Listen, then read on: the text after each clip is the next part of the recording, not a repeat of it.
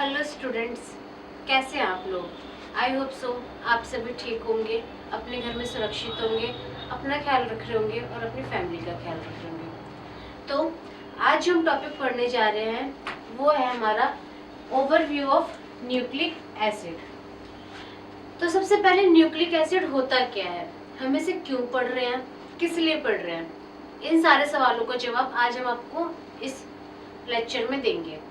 तो चलिए लेक्चर को स्टार्ट करते हैं। मेरे साथ एंड तक बने रहिएगा, क्योंकि अगर आपने बीच में लेक्चर स्किप कर दिया तो मे भी आपको आगे का समझ ना आए। तो एंड तक बने रहिएगा। चलिए स्टार्ट करते हैं। तो न्यूक्लिक एसिड होता क्या है, सबसे फर्स्ट इंट्रोडक्शन देखते हैं कि व्हाट इज न्यूक्लिक एसिड। तो देखिए, nucleic acid are the building block of life. Building block of life means कि उसी से मिलकर पूरा क्या बना है।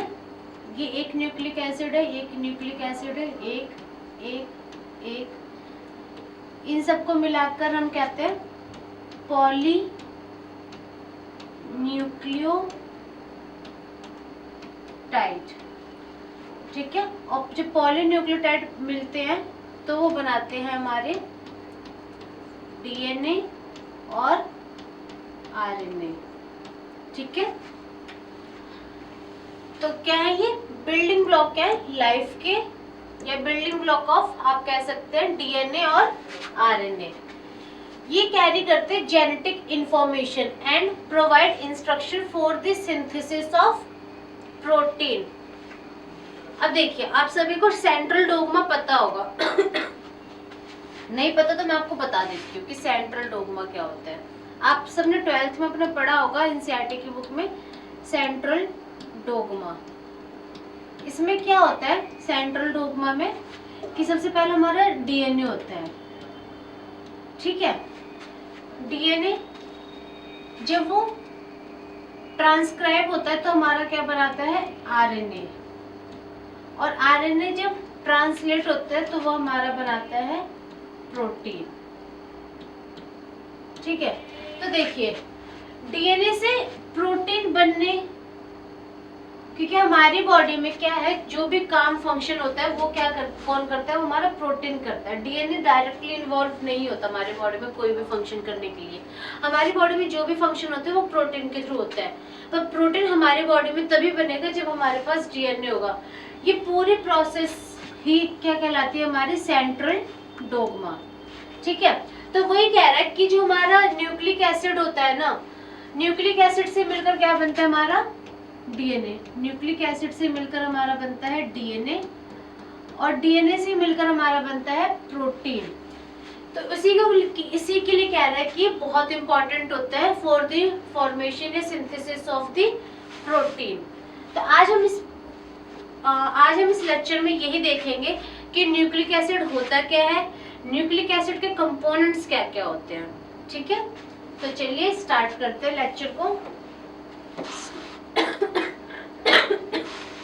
सॉरी गाइस, मुझे खांसी हो रही है तो प्लीज थोड़ा कोऑपरेट करिएगा। तो चलिए, what is nucleic acid.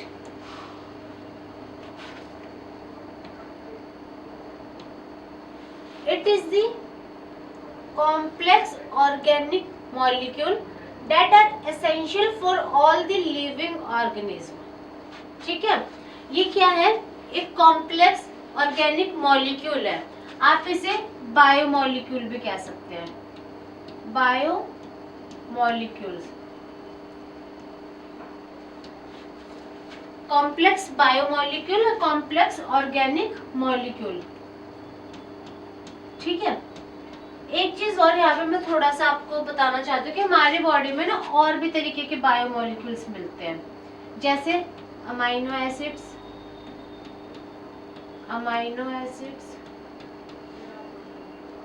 Fatty acid,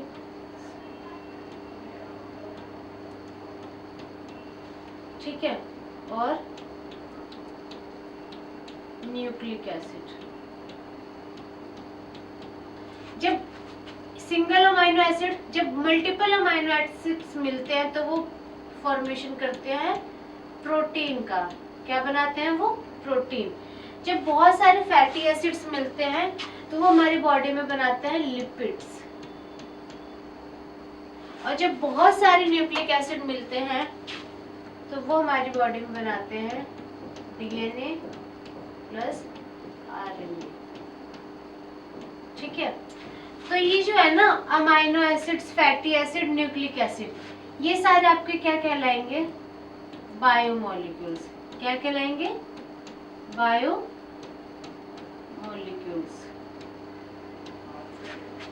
ठीक है, तो देखिए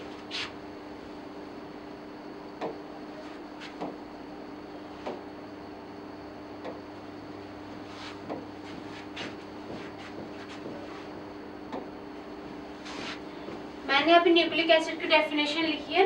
it is the complex biomolecule that play a very important role in the transmitting and expressing of genetic information in the living organism. क्योंकि ये क्या करता है? ट्रांसमिट होता है और एक्सप्रेस करता है। हमारी बॉडी में जितनी भी जेनेटिक इंफॉर्मेशन होगी वो वन प्रोजनी से सेकंड प्रोजनी की तरफ, हमारे ऑफस्प्रिंग में ये जेनेटिक इंफॉर्मेशन इसी के थ्रू ट्रांसमिट होती है। अब हमारी बॉडी में बायोमोलिक्यूल्स होते कितने तरीके? हमारी बॉडी में दो टाइप्स के न्यूक्लिक एसिड्स मिलते हैं। First one is the DNA, second one is the RNA. ये क्या है? Types of nucleic acid. Students copy लेके बैठिएगा, साथ के साथ आप नोट डाउन करते चलिएगा ताकि आपके नोट्स बनते रहे साथ के साथ। डीएनए की फुल फॉर्म होती है deoxy ribo nucleic acid. RNA की फुल फॉर्म होती है राइबो न्यूक्लिक एसिड। ठीक है, डीएनए की deoxy ribo nucleic acid, RNA की राइबो न्यूक्लिक एसिड। ओके, आगे बढ़े चलिए। तो यहाँ पे मैंने ये लिखा, there are two types of nucleic acid, DNA and RNA. अब कुछ छोटी छोटी बट मोटी बातें जो आपको पता होनी चाहिए। तो देखिए, न्यूक्लिक एसिड जो था वो डिस्कवर हुआ था 1869 में। कब डिस्कवर हुआ था? 1869 में, जो कि फिजिशियन थे फ्रेडरिक मिक्सचर। उन्होंने आइसोलेट करा था इस न्यूक्लिक एसिड को एक व्हाइट ब्लड सेल्स में से। किस में से आइसोलेट करा था? व्हाइट ब्लड सेल्स में। और उन्होंने इसका नाम जो दिया था, स्टार्टिंग में उन्होंने इसे सीधा न्यूक्लिक एसिड नहीं बोला था, उन्होंने इसका नाम दिया था न्यूक्लिन। क्या नाम दिया था? न्यूक्लिन। नेम्ड हिज डिस्कवरी, ये देखिए nuclein, because he had isolated it from the nuclei of the cell. इन्होंने कहां से इसे आइसोलेट करा था? डब्ल्यूबीसी का जो न्यूक्लियस था ना, डब्ल्यूबीसी का जो न्यूक्लियस था उसमें से इन्होंने इस न्यूक्लिन को डिस्कवर करा था। इस वजह से इन्होंने इसका नाम न्यूक्लिन दिया था, जो कि अब हम इसे किस नाम से जानते हैं? न्यूक्लिक एसिड के नाम से जानते हैं। ठीक है, अब देखिए, nucleic acid structure refer to the structure of nucleic acid such as DNA and RNA. हमारे जो डीएनए और आरएनए, इसका जो स्ट्रक्चर होता है ना, डिपेंड करता है किस पे? हमारे न्यूक्लिक एसिड पे, डिपेंड ऑन न्यूक्लिक एसिड। तो जब तक आपको न्यूक्लिक एसिड समझ में नहीं आएगा ना कि ये क्या होता है, इसका स्ट्रक्चर क्या होता है, इसके कंपोनेंट्स क्या होते हैं, आपको डीएनए और आरएनए भी समझ में नहीं आएगा। तो प्लीज पेशेंस के साथ मेरे तक एंड तक बने रहिएगा। अब देखिए, structure of nucleic acids consist of linear sequence of nucleotide that are linked together by the phosphodiester bond। ये भी मैं आपको आगे बताऊंगी कि क्या कहना चाह रहा है। इससे पहले आप ये देखिए,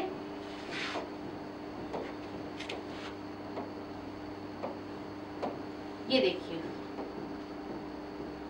कि डीएनए और आरएनए आपको बनता कैसे है और इसमें कैसे कैसे क्या क्या चीजें होती है। सबको दिख रहा है? देखिए न्यूक्लिक एसिड के ना 3 कंपोनेंट्स होते हैं, न्यूक्लिक एसिड कंपोनेंट्स, ठीक है। वो 3 कंपोनेंट्स कौन से होते हैं? First one is the sugar, second one is the nitrogenous base,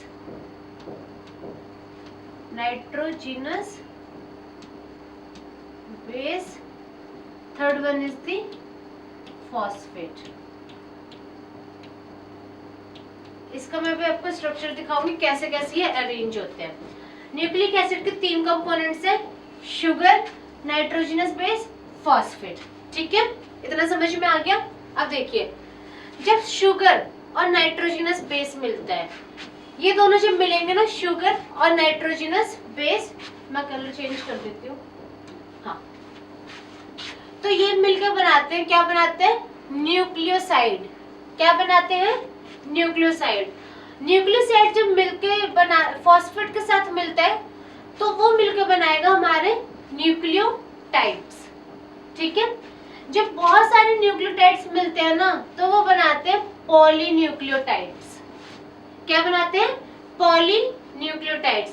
और जब बहुत सारे पॉलीन्यूक्लियोटाइड्स मिलते हैं तो वो हमारे बनाते हैं न्यूक्लिक एसिड्स। और यही न्यूक्लिक एसिड्स हमारी बॉडी में 2 तरीके के होते हैं, first one is the DNA and second one is the RNA. Hopes आपको समझ में आया होगा कि first sugar plus nitrogenous base, ये शुगर नाइट्रोजनस बेस मिलकर हमारे बनाते हैं न्यूक्लियोसाइड। और इसी न्यूक्लियोसाइड में जब हमारा फॉस्फेट ग्रुप ऐड होता है तो ये मिलकर हमारा बनाता है न्यूक्लियोटाइड्स। और जब बहुत सारे न्यूक्लियोटाइड्स आपस में मिलते हैं तो वो हमारा बनाता है पॉलीन्यूक्लियोटाइड्स। और पॉलीन्यूक्लियोटाइड्स बहुत सारे मिलकर न्यूक्लिक एसिड। और न्यूक्लिक एसिड हमारी बॉडी में 2 तरीके के होते हैं, डीएनए और आरएनए। आई होप आपको इतना समझ में आया होगा। आगे बढ़े, साथ के साथ नोट करिएगा। देखिए ये भी सेम चीज है।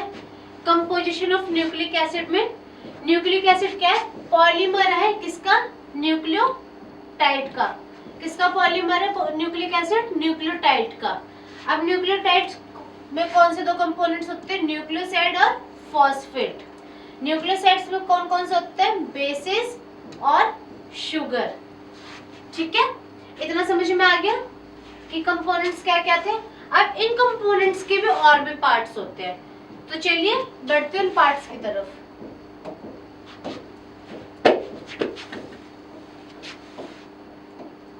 ये देखिए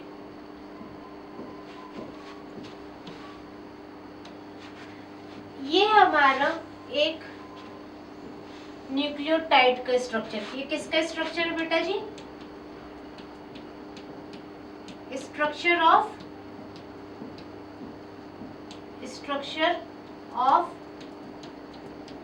न्यूक्लियोटाइड्स।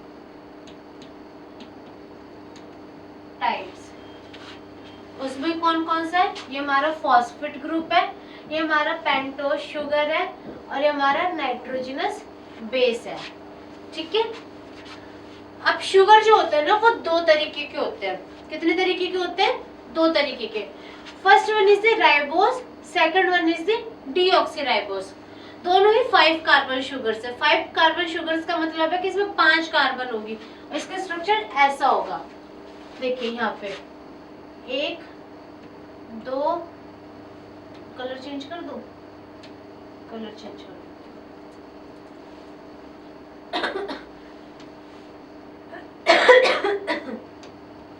देखिए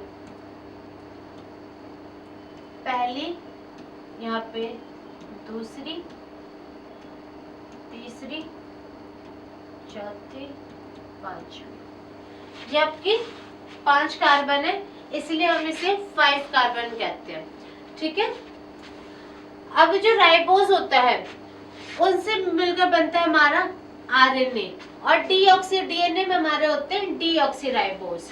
ये बात हम याद रखिएगा कि आरएनए में हमारा राइबोस शुगर होता है और डीएनए में हमारा डीऑक्सीराइबोस शुगर होता है।